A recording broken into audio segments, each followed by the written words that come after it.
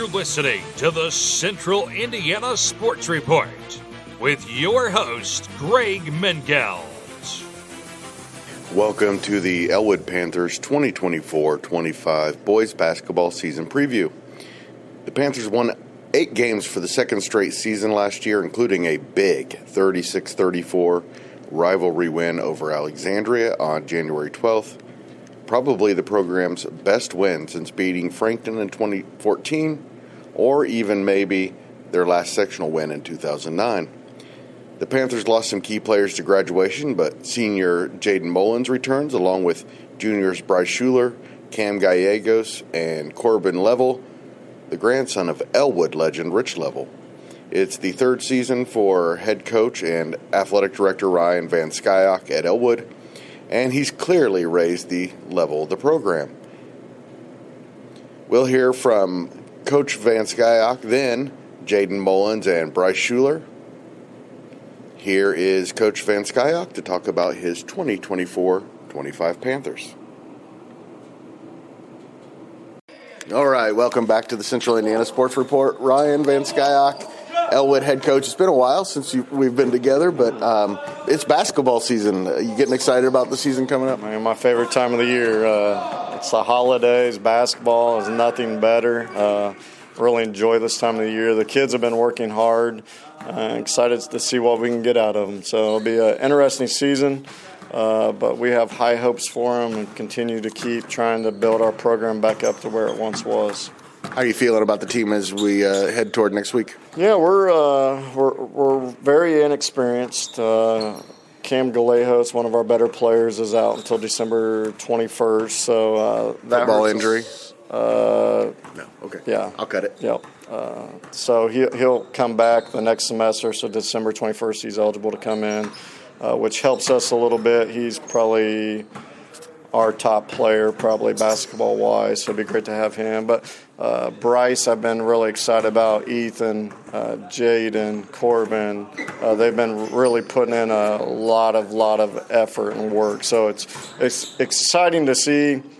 We played 20 games over the summer, so we'll continue to see what that looks like. But we have high hopes for that group. Going into next week, Jay County, what are you hoping to see from your team? What would you like to accomplish? Yeah, just us playing as a group and playing hard. I mean, when you look at them, they got a 6'10 center. They got a 6'7 guard who's one of the best guards in the state. They're lengthy. They got size. They got athleticism. So I just want to see our guys compete. We don't care who we play, and that's why we're going to play them is we want our kids to know that they can compete with anybody. So last year we didn't show up when they came here to play, so I just hope our kids are not timid and scared and just go out and play the way that we've taught them to play. Are you familiar with Jay County at all? Just a little bit. My hometown, my kid still goes to school there and plays there. He's in 5th grade now, so I love it there. It's a basketball community. I wish them nothing but success. They do a really good job.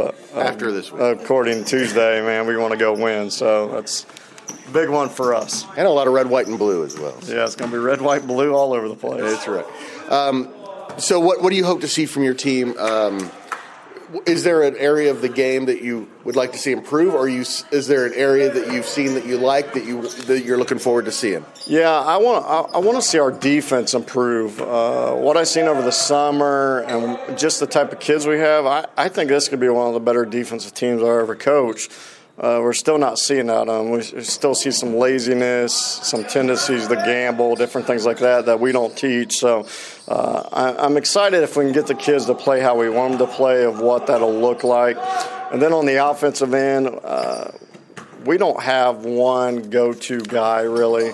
So our kids know we got to play as a team and pass the basketball and move the basketball. And I'm excited to see if we can continue to keep doing that, because we did a really good job over the summer. And we've done a great job in practice so far.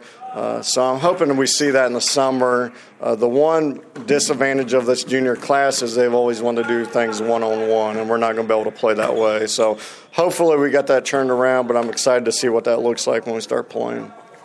Besides Gallegos and Mullins, who else is a returning starter? That is it.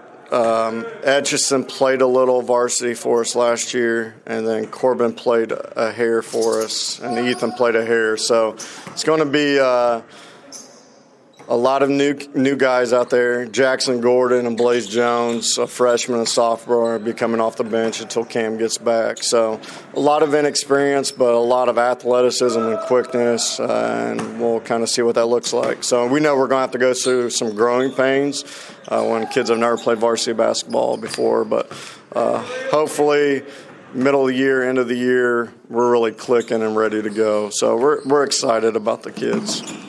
Have you set team goals as far as wins and losses, as far as winning certain things, or is it more about improvement every day?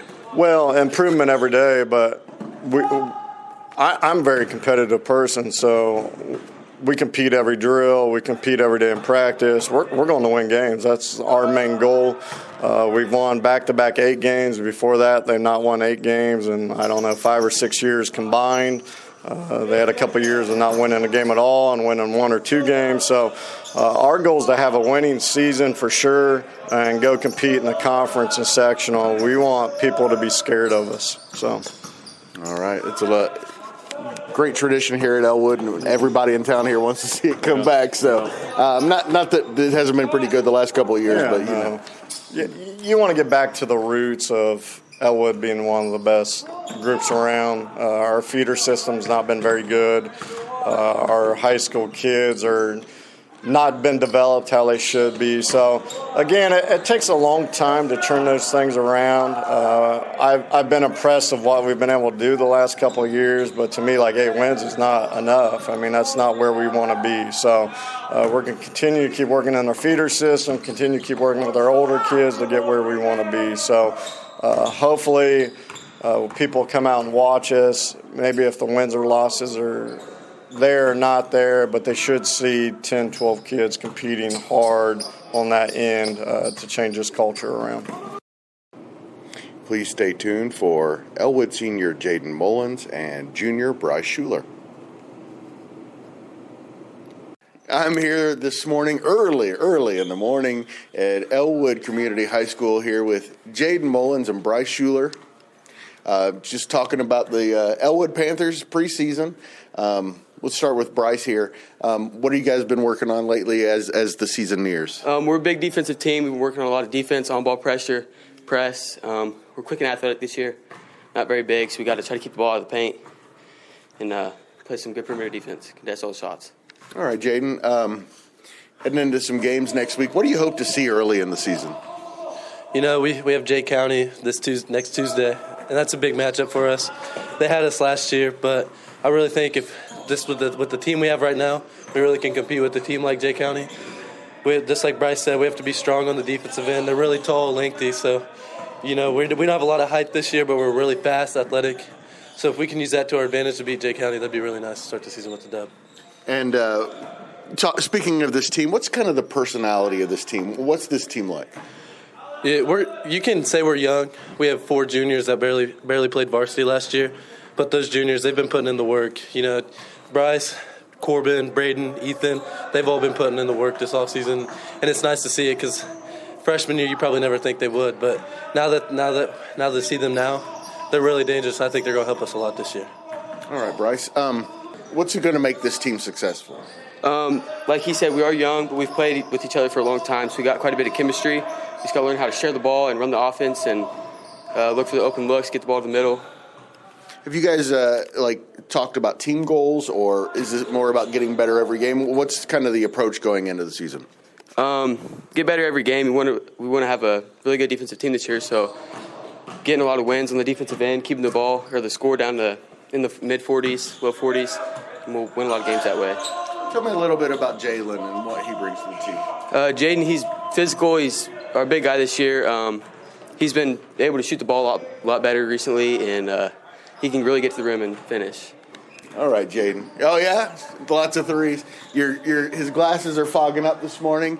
It's hot in here and cold outside. So, same thing. Tell me a little bit about your teammate here and basically, if you don't mind, a couple of others. Tell me about what they bring to the team. Yes, sir. You know, Brice, he's really developed.